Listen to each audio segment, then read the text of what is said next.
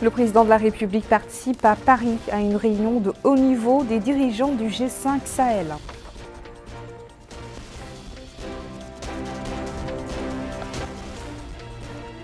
Mohamed Cheikh Al-Ghazouani et son épouse assistent à l'Élysée à un dîner organisé par le président français en l'honneur des hôtes du sommet de Paris sur le financement de l'économie africaine. Et la Commission nationale du Fonds coronavirus fait le bilan d'un an de gestion.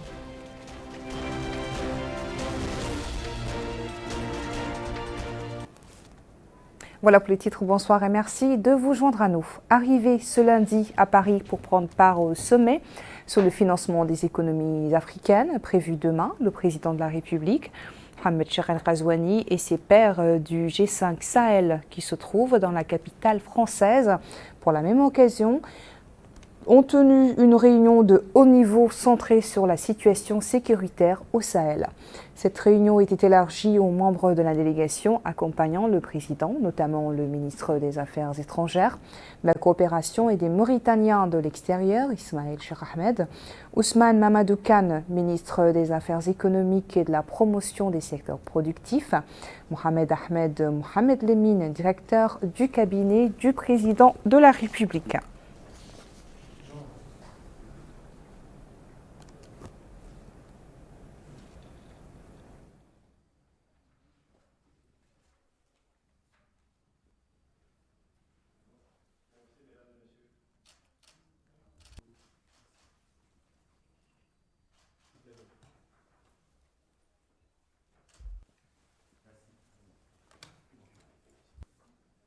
Merci de vous retirer, s'il vous plaît. Merci.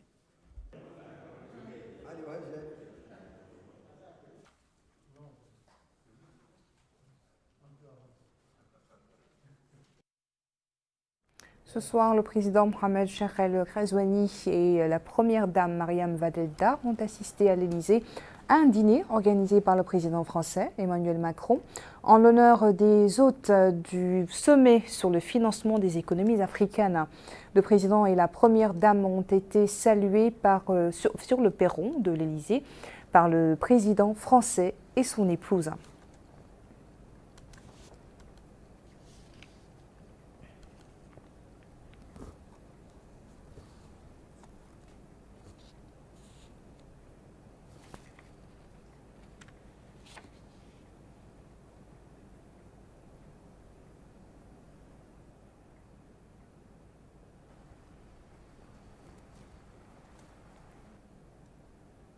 Le président de la République avait donc quitté Nouakchott ce matin en direction de la capitale française qui va abriter demain le sommet consacré au financement des économies africaines. L'objectif de ce sommet est de mettre en place des moyens financiers capables de relancer l'économie du continent africain qui a connu moins de 100 000 morts de la Covid-19 selon les chiffres officiels, mais dont le PIB devrait connaître en 2021 sa première récession depuis 25 ans, avec un recul de 2,1%. La France propose de réallouer vers l'Afrique des droits de tirage spéciaux du FMI, instruments de change qui permettent notamment de financer des importations. Le FMI devrait décider en juin une émission de DTS massive de 650 milliards de dollars, dont 34 milliards plutôt pour l'Afrique et 24 milliards pour l'Afrique subsaharienne.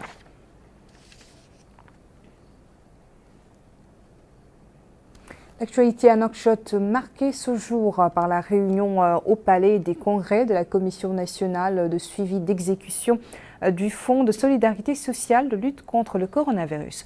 La réunion présidée par le ministre des Finances, Mohamed Lemine Deby, a discuté des différents domaines et chapitres relatifs à ce fonds durant les 2 derniers mois.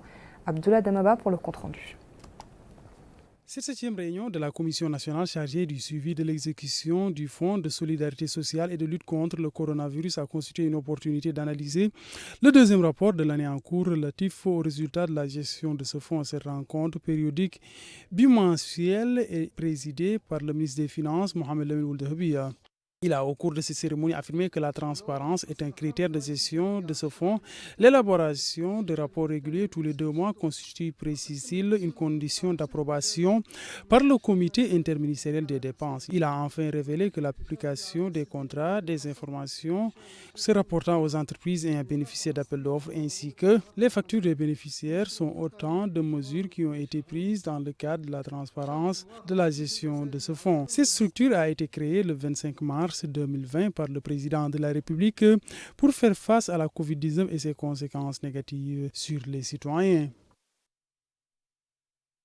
Et puisque nous parlons de coronavirus ces dernières 24 heures, 30 nouveaux cas et 43 nouvelles guérisons ont été enregistrées par le département de la santé.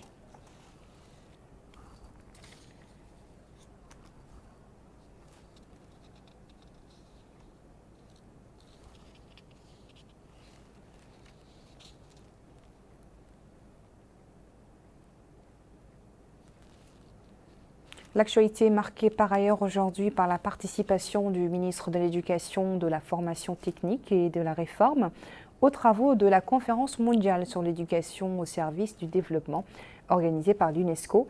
Mohamed Melaïn a relevé qu'un programme national d'éducation environnementale est actuellement en cours d'élaboration. Mohamed Khattab nous en dit plus.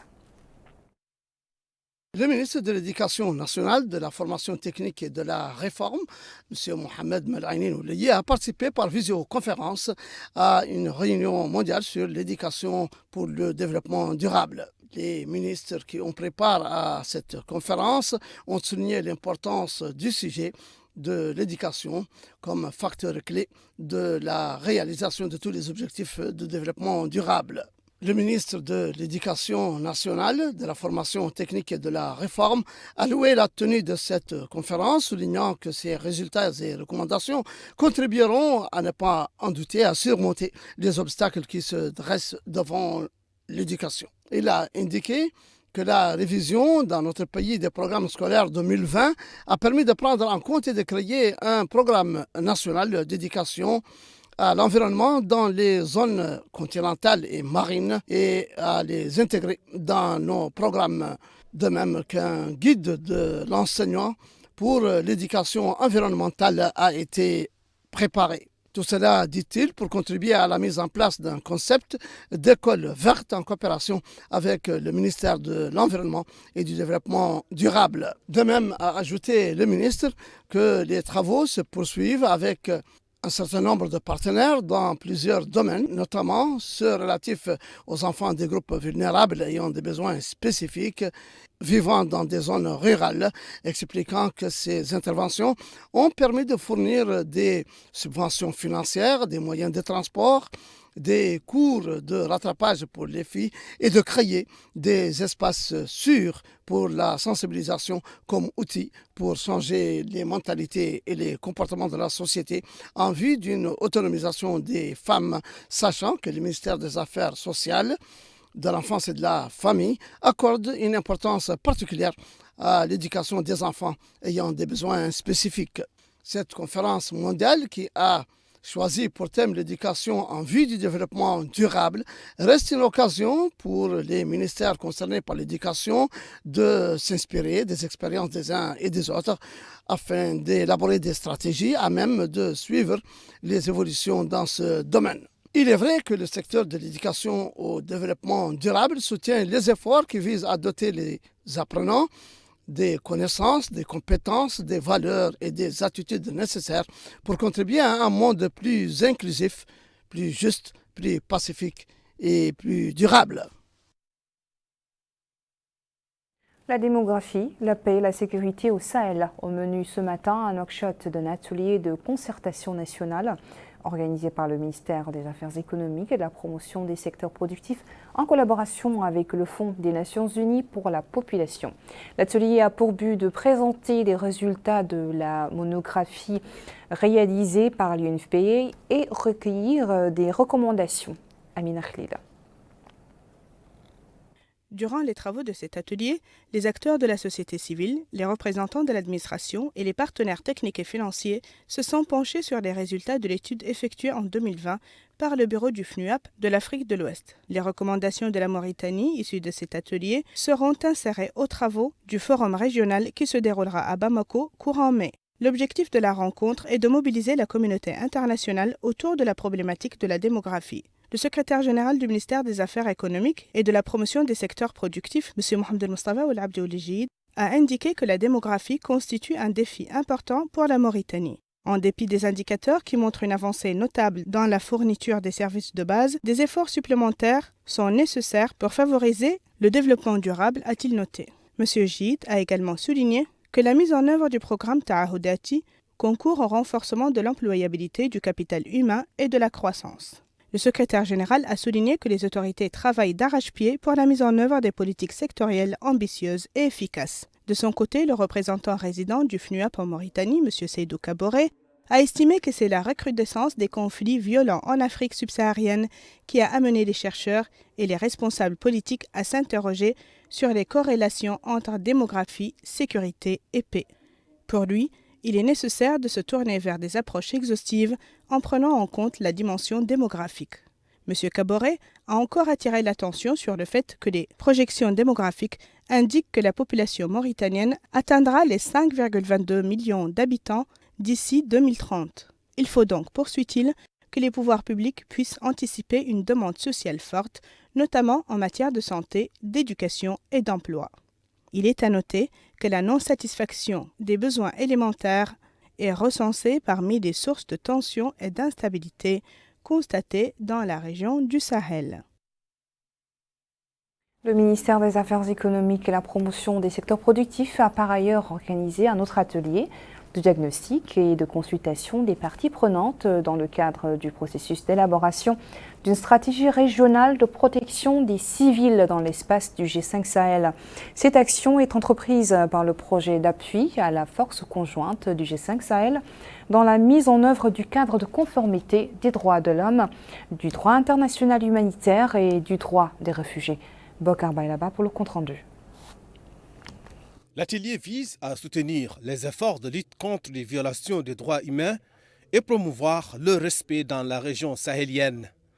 Ainsi, la Mauritanie soutiendra ce projet pour mener une large consultation à l'effet d'identifier et élaborer des mécanismes de protection des civils. Le diagnostic de la protection des civils implique une évaluation de la situation à l'aune des instruments pratiques et standards internationaux ratifiés par notre pays. Je mesure l'ampleur de la tâche, mais au regard de vos qualités respectives, je demeure convaincu que nous pourrons atteindre les résultats assignés au présent atelier. Pour ce faire, je vous invite à examiner avec minutie le contexte national de la protection des civils et à faire des contributions utiles qui permettront de mettre en place de solides mécanismes de protection des civils. Les conclusions et recommandations de vos travaux serviront de base documentaire au processus d'élaboration de la stratégie régionale pour la protection des civils dans le cadre des opérations de la force conjointe du G5 Sahel. Pour le G5 Sahel, cet atelier se tient dans un contexte où la question de la protection des civils se pose avec acuité dans la région du Sahel. La protection des civils dans notre espace régional a été élevée au rang des priorités dans de nombreux documents stratégiques du G5 Sahel, dont notamment les feuilles de route des présidences en exercice successives et de façon très marquée par la Mauritanie l'année dernière durant sa présidence du G5 Sahel. Ainsi aussi que dans le cadre d'actions prioritaires intégrées, le CAPI, que nos chefs d'État ont adopté lors de leur sommet de février 2020 ici à Nouakchott. Parce que la protection des civils requiert une démarche méthodologique cohérente axée sur la mise en place de mécanismes efficaces, nous avons décidé d'élaborer une stratégie de protection des civils conformément aux instructions de nos chefs d'État. Cet atelier offre l'occasion de jeter un regard critique sur la protection des civils qui constitue un pas important dans le respect de l'état de droit. Une attention accrue doit donc être accordée à la protection des civils, avec un accent particulier sur la protection des femmes et des enfants dans le contexte des opérations de soutien à la paix pour pouvoir mener avec succès ces opérations. Dans cette perspective, les Nations Unies ont soutenu la mise en place du cadre de conformité qui vise à assurer la pleine prise en compte des droits humains dans les opérations de la force conjointe G5 Sahel. Et l'Union européenne n'est pas en reste. Selon elle, le projet devra contribuer à un respect accru des droits humains par les forces de défense et de sécurité au Sahel. Permettez-moi de rappeler que le respect et la promotion des droits humains et la protection de l'individu contre toute atteinte à son intégrité sont au centre de l'action de l'Union européenne dans tous les domaines d'intervention au Sahel. Et l'Union européenne a dans ce sens adopté récemment au mois d'avril une nouvelle stratégie pour le Sahel dans laquelle elle réitère notamment son engagement à soutenir les efforts de lutte contre les violations des droits humains, y compris par les forces de défense et de sécurité, à promouvoir activement auprès de ses partenaires sahéliens le respect du droit international humanitaire et à renforcer la protection des populations civiles avec une attention particulière aux femmes et aux enfants. Le cadre de conformité des droits de l'homme et du droit international humanitaire de la force conjointe du G5 Sahel est l'un des outils novateurs pour répondre aux menaces sécuritaires. La protection des civils implique de toute évidence la prise de mesures et dispositions visant à assurer une meilleure redevabilité, à la fois en termes de poursuites judiciaires lorsqu'il y a des violations graves des droits de l'homme, du droit international humanitaire, mais aussi en termes de réparation pour les préjudices et dommages subis par les populations civiles dans le cadre des opérations militaires. C'est ici le lieu de saluer le leadership de la Mauritanie. Cet atelier n'est pas un atelier de formation classique, c'est un atelier de consultation. C'est un atelier qui permettra à tous les participants, ensemble, d'identifier, d'analyser, de diagnostiquer les problèmes liés à la protection des civils et d'envisager ensemble les axes stratégiques et les pistes de solutions. Ensemble, la force conjointe et les armées du Sahel ont développé une approche stratégique interne pour comprendre l'impact de leur présence et de leurs opérations sur les populations civiles et comment l'améliorer. À l'intérieur du pays, à Drar, le wali Haddadi Pali Yatira a exhorté au cours d'une réunion des chefs des services régionaux à rapprocher l'administration des citoyens pour qu'ils aient facilement accès aux services publics. Il a par ailleurs appelé à la coordination et à la gestion efficace des services publics dans l'intérêt général, ainsi qu'à améliorer les performances de l'administration pour qu'elle réponde aux exigences nationales.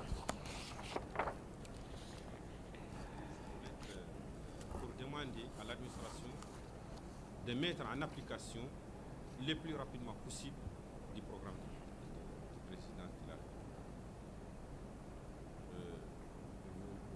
Vous rappelez, le président, il est élu récemment, il n'est pas encore présent.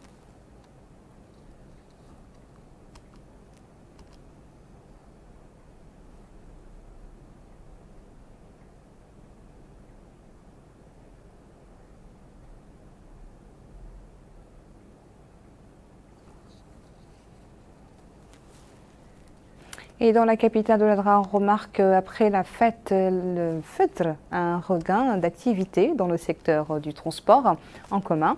En effet, plusieurs vacanciers reprennent le chemin du retour vers leur lieu d'occupation. Amina Takan.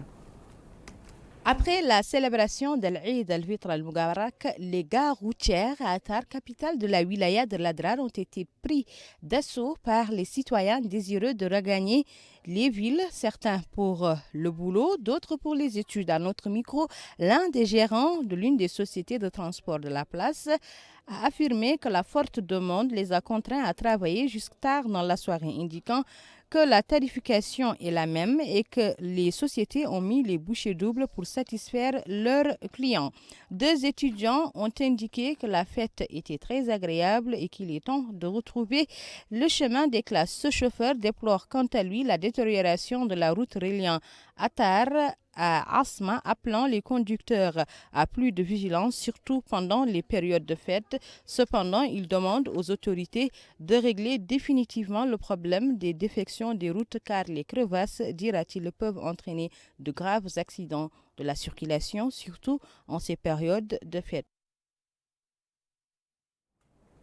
Nous allons à présent parler de la vaccination dans la wilaya du Gorgol. Après son élargissement aux autres couches de la société, en plus de Kaïdi, la campagne a été orientée vers l'intérieur du pays. Mariam Ahmed Mahjoub nous en dit plus. L'opération de vaccination contre le Covid-19 se poursuit à l'hôpital de Kaïdi selon les mesures prises par le ministère de la Santé pour l'élargissement de l'opération pour inclure les personnes âgées de 40 ans ou plus. Le responsable à la vaccination dans l'hôpital de Kaïdi, M. Mounahi Oulimbairik, a souligné l'importance de l'opération qui entre dans le cadre du plan du ministère de la Santé visant à l'élargissement de la campagne de vaccination contre le Covid-19 afin que cette dernière comporte d'autres catégories d'âge telles que ceux qui ont 40 ans ou plus. Il a ajouté que l'opération qui a démarré le 20 avril au niveau de la wilaya du Gorgol et les autres wilayas du pays s'est déroulée dans de meilleures conditions. Il a affirmé que le vaccin AstraZeneca ne présente aucun danger contrairement aux rumeurs qui circulent. Il a appelé les citoyens à se rendre massivement aux unités de vaccination. Les personnes qui ont reçu le vaccin ont apprécié l'opération de vaccination.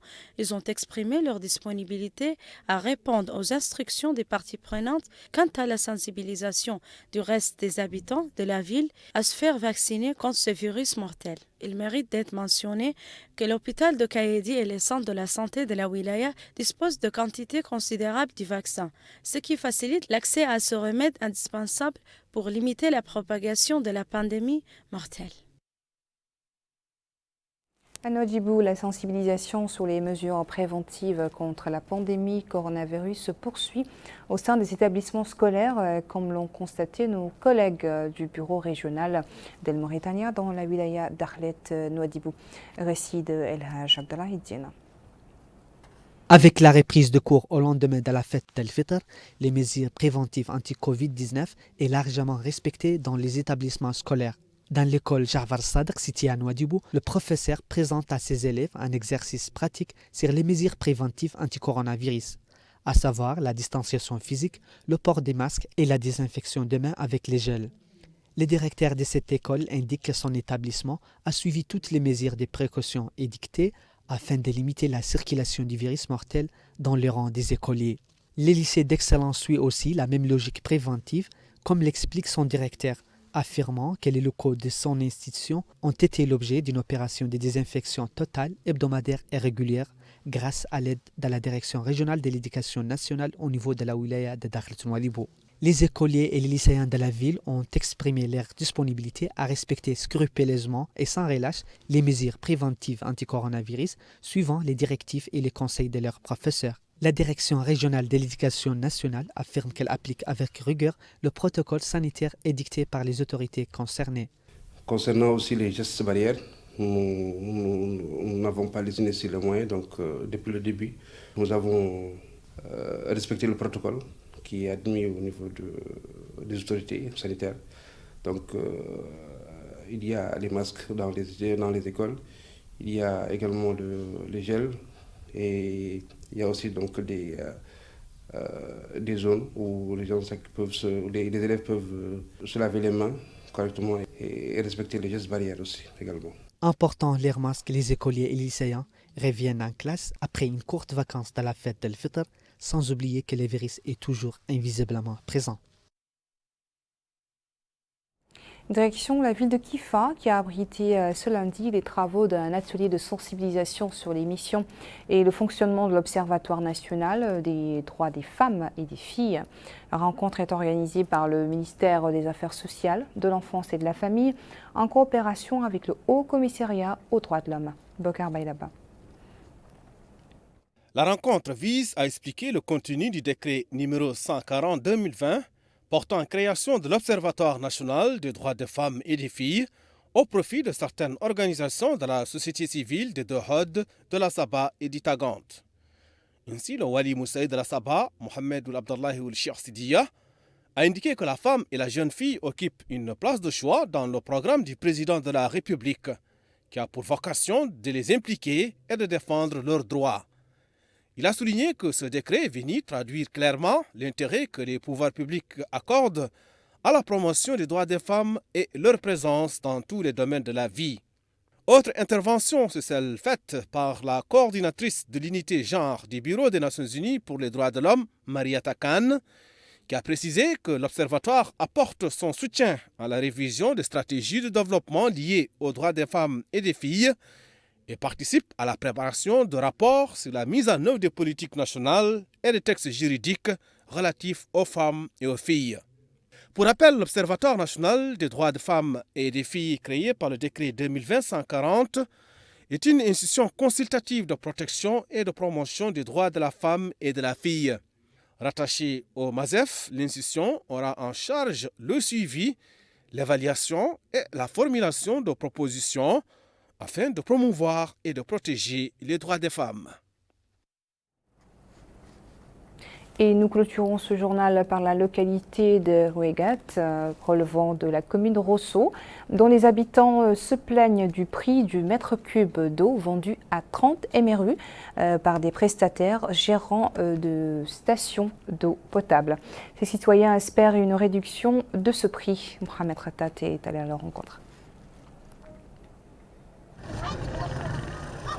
Dans le village d'Arqewat, non loin de Rosso, Sidi fait de son mieux pour économiser sa consommation en eau. Et cela pour plusieurs raisons, dont la plus importante est le prix à 300 ouguiya le mètre cube, décidé par la société en charge de la gestion de ce liquide précieux, au lieu de 90 ouguiya le mètre cube, comme presque partout ailleurs à Rosso. À Arqewat, qui est alimenté en eau potable à partir de ce point, situé à quelques kilomètres, les populations se demandent pourquoi une telle hausse de prix. Nous avons connu des périodes, dit ce monsieur, où l'eau n'existait pas à Arqewat et on peinait à le ramener de Kisaï.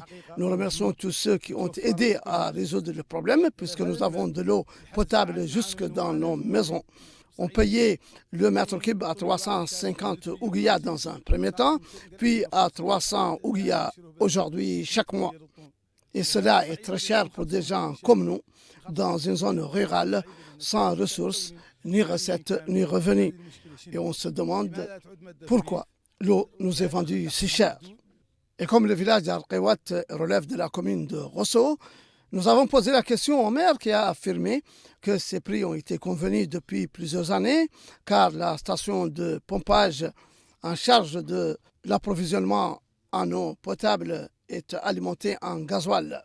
Nous avons reçu des réclamations du maire que nous avons portées à la société de gestion concernée pour demander une diminution du prix et les discussions se poursuivent toujours pour trouver une solution et au prix et à la quantité livrée aux différentes localités approvisionnées par cette station. Comme quoi, le problème reste posé pour les populations d'Arqewat qui attendent et espèrent que les prix soient revus à la baisse. Voilà qui marque la fin de ce journal. Merci à vous de nous avoir suivis. Le rappel des principaux titres. Le président de la République participe à Paris à une réunion de haut niveau des dirigeants du G5 Sahel.